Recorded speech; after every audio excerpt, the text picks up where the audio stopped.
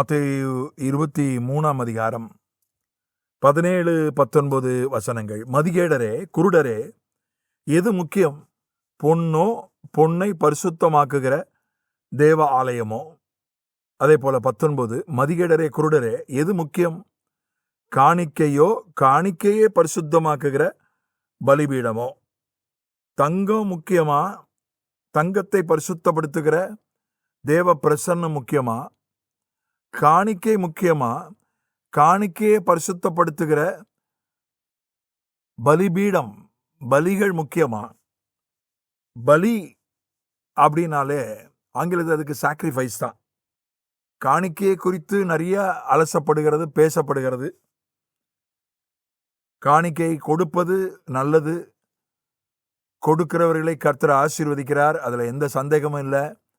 இந்த தலைமுறையில தேவ பிள்ளைகள் அதிகம் கொடுக்கவும் செய்கிறார்கள், அதிகமாய் ஆசீர்வதிக்கவும் படுகிறார்கள், அதுல எந்த மாற்று கருத்தும் கிடையாது. ஆனால் அந்த காணிக்கை பரிசுத்தமான காணிக்கையா இருக்கணும். அந்த காணிக்கை பலிபீடத்தால் பரிசுத்தமாக்கப்படுகிறது.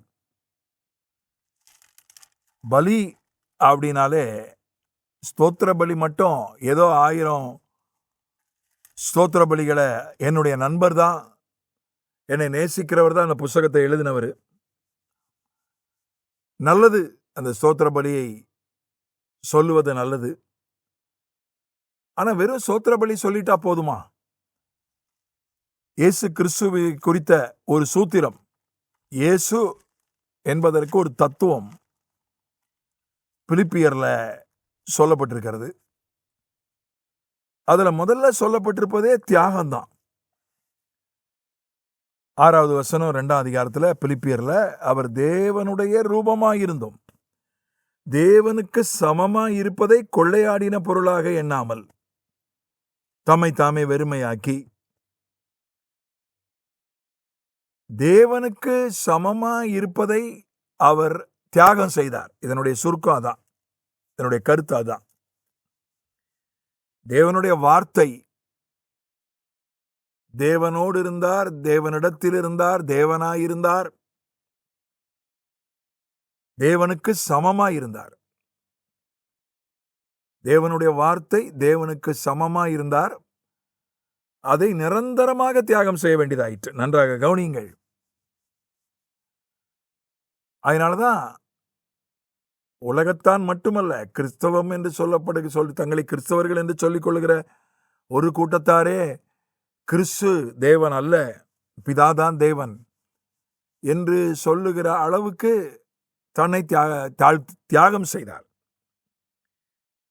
சமத்துவத்தை, ஈக்வாலிட்டி வித் காட், தேவனுக்கு சமமா இருப்பதை தியாகம் செய்தார்.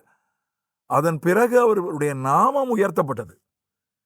பிதாவின் நாமத்தை விட கிறிஸ்துவின் நாமம் உயர்த்தப்பட்டது. அது அதே பகுதியில் தான் சொல்லப்பட்டிருக்கிறது.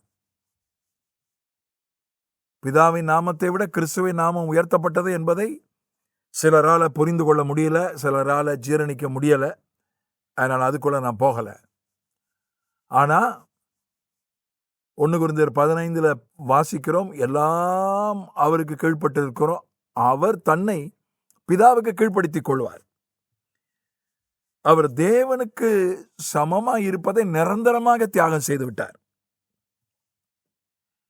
ஏனென்றால் அந்த பிதா குமாரன் என்கிற உறவு ஏற்பட்டதனால உறவிலே அவர் பெரியவராகிவிட்டார்.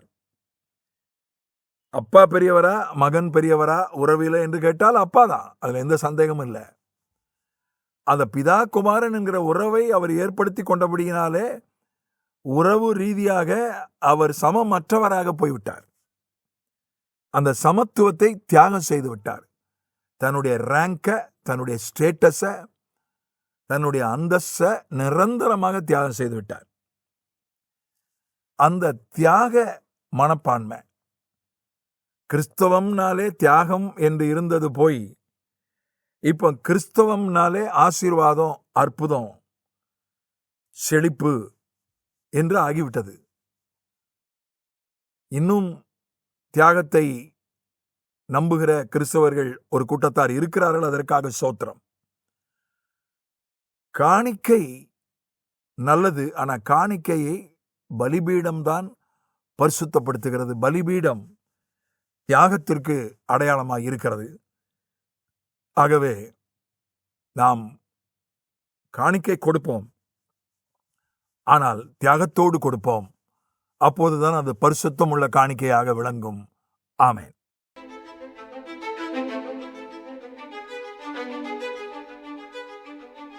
Thank you.